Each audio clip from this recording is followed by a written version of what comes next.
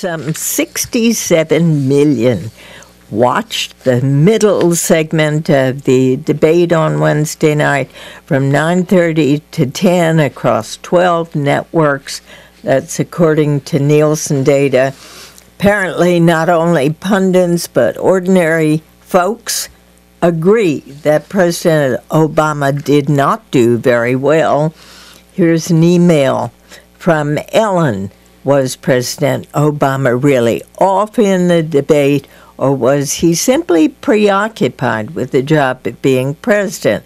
That very morning, Syria invaded Turkey, killed 5 citizens. The president would have been watching that situation all day, doing the job of president while Mitt was practicing. Karen. Well, I would just that theory, and I have no idea what was going on, across the world, but I do know that this is a president who, a couple of years ago, as the raid to get Osama bin Laden was being put together and on the verge of being underway, was able to stand up in front of the White House Correspondents' Dinner and tell jokes for an evening. So, I mean, I do think he is capable of multitasking, which he has proven before. But I think that the prize for predicting the future may have gone to one of Major's colleagues, George Condon, who wrote a wonderful piece last week saying incumbent presidents don't do well traditionally in these settings. Why? He had a number of reasons. One is they are out of practice. Another is that the debate prep, when you're a president of the United States, you are surrounded by people who don't sort of get up in your face and challenge you all the time. And George was able to go through a number of instances with Jimmy Carter, with Ronald Reagan at one point telling David Stockman shut up when he was playing his opponent in a debate, because presidents just don't have a lot of tolerance and patience for just this whole process. Just briefly, George had a wonderful story in that piece where he talked to Samuel Popkin, who's at University of California, San Diego now, but he was kind of a Reagan expert in 1980, and the White House brought him in and took him up to Camp David to do the debate prep with President Carter. And they got 11 minutes into it, and Carter said, "I'm done. I'm quitting. I'm stopping this." And he stormed out.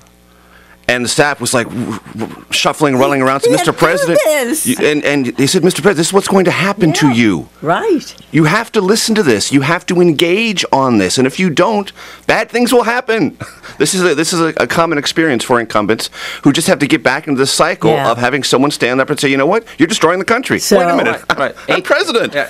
Look, 23 hours a day, what he's hearing in the White House, any president, I'm confused. Are you excellent or extraordinary? Yeah. And so you're in this different environment. And this president, if you talk to his friends, would tell you they would describe him as particularly thin-skinned sometimes. And you could see that in the debate. Al Gore blamed it on the altitude and the president showing up late in Denver. Look, he's been, yes, he's the president. Yes, that job is like no other job in the world. But he's been out campaigning a lot. He's been out raising a lot of money. He had plenty of time to prepare. It looked like he thought he didn't have to. And he's a very competitive guy. I suspect the only thing they need to do to get him ready for the second debate is show him the tape of the first. But look at what happened yesterday in Colorado. Karen, he surely adjusted his message. Well, it's one of those things that you always have the great comebacks the next day. And by the way, I think we're not giving Mitt Romney enough credit here, because the White House seems to have not been prepared for that guy who showed up on stage, who was, not the Mitt Romney that we have seen over the past months. I mean, this is a guy who was softening his edges, who was making an appeal to the middle class. Changing his message? I've certainly heard that. I mean, he was, again, very much trying to portray himself as, someone who would be looking out for the middle class, who would not be cutting education funding. And the president missed so many opportunities. 47%. He didn't bring that up. He allowed Mitt Romney to say, I think I counted 8 times Mitt Romney accused the president of cutting $716 billion from Medicare, and the president missed the opportunity to point out that Mitt Romney's running mate, Paul Ryan, would reduce the program by exactly that amount.